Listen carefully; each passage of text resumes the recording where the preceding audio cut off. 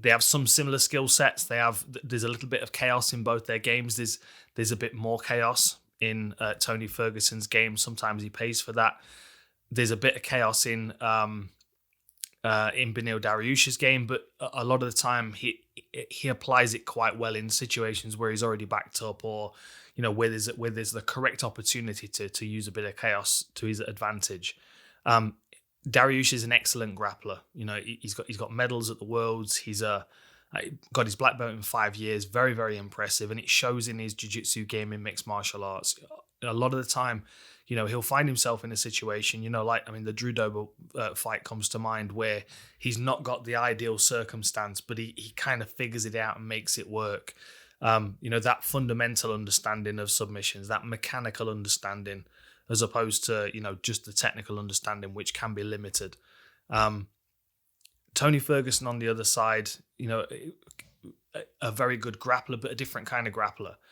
On one side, you've got Beneil Dariush, who's very, very good jiu-jitsu. I think he's the lineage of Vinny Magalhaes, his coach, and then Dariush.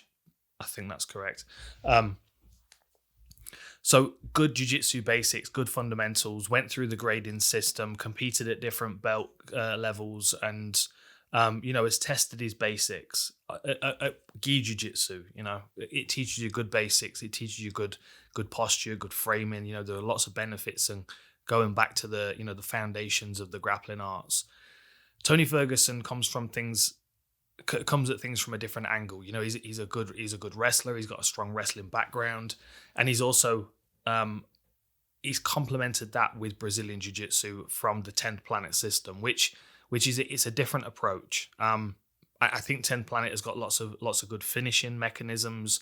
I think there's a lot of things in 10th Planet that are very suitable for mixed martial arts. Holding people in positions when you're on your back. Getting mission control or lockdown. Different positions where you can control from the bottom. Mission control with elbows. Is still something that Eddie Bravo would talk about today. It would be a strong position in mixed martial arts, and I don't think it's utilized nearly as well as it should be. But as far as the attacking side of 10th Planet, there are a lot of attacks from the back, but Tony Ferguson tends to focus on Darce chokes. That seems to be the thing that suits his game the most, partly because similar to the Diaz method, he's quite overwhelming in his striking approach.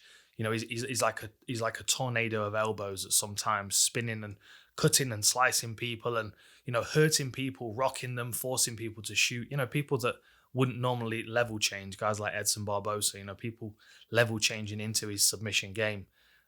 So excellent Darce chokes, excellent neck attacks. I think 3 Darce chokes, 3 rear naked chokes on his record. But 12 knockouts. He does most of his damage on the feet, and he's not a one-punch knockout killer. He's an accumulative damager. He oftentimes, he's covered with blood and it's not his own. Sometimes it's his own. That's part of the reason why we love him, though, and that's part of the chaos. There's an unpredictability to his style which often catches people off guard, and I think that is a strength coming into this fight against Beneil Dariush. He can't be completely chaotic. He needs to have some kind of focus and direction. Some techniques in mind that are going to be effective against Dariush, and elbows is going to be a big part of that game. He does so much damage with elbows, and elbows last, especially if you land in the first round. They can be very influential on the judges' scorecards and on the doctors, and negatively on the confidence of your opponent as well. So I think for Tony, using his wrestling in this fight to keep it on the feet and avoid the grappling game of Dariush is smart. We saw a few holes in Tony's game against Charles Oliveira, and I think the reasons for those holes are because Tony doesn't have that same kind of foundation of Brazilian jiu-jitsu like you would see in a Charles Oliveira or a Beneil Dariush. He's got the wrestling with the complementary submission finishes of 10th Planet. So, some of the positions that he was caught in against Charles Oliveira, and Oliveira would be able to hold those positions on most people. He's an excellent grappler. But there was a lack of basics from Tony Ferguson, and I think that's somewhere he could struggle and he could suffer against Dariush, who's definitely going to have a very similar strong top game to Oliveira.